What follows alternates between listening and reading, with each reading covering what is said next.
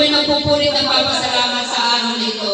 Lord, maraming salamat po sa buhay na pinagkaloob mo sa bawat isa sa amin. Lalo na po sa buhay natin Susana, kasalukuyang isineselebrate namin ngayon.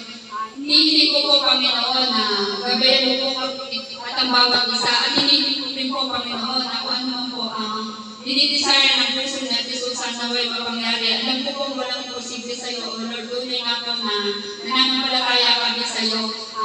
Dalangin ko po na padaluyin mo ang masaganang pagpapala sa buhay niya, maging sa kanyang mga anak, sa kanyang mga po, kaibigan, at sa mga kapatid niya, mga bayaw, hipag, at mga pamangkin na naririto, Panginoon. At hindi ko rin po na ang bawat isa, Panginoon, ay kayo po ang mag-provide ng pangangailangan ng bawat isa. At naway sa mga Panginoon ng banal na Espiritu, at hindi po namin na hindi po namin na balon na inyong banal na dugo ang lugar na ito.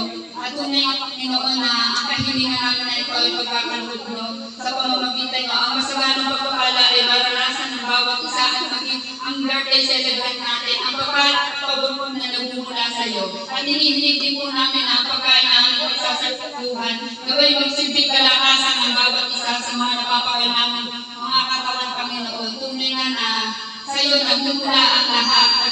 Lagi po namin sinasabi, Panginoon, na kami nananampalataya sa iyo. Ang pananampalataya namin ay lubos. Sa araw na ito, Panginoon, dalangin po namin na maging masaya po ang bawat isa, ang puso ng bawat isa, ang isip ng bawat isa ay maging kaligayahan at ilulog po, Panginoon, sa buong bawat isa na nananito. At sa gabi ito, Panginoon, napwede po ba kami ng inyong banal na Espiritu. Ito po ang aming samot panalangin sa matamis na pangalan ni Jesus. Amen.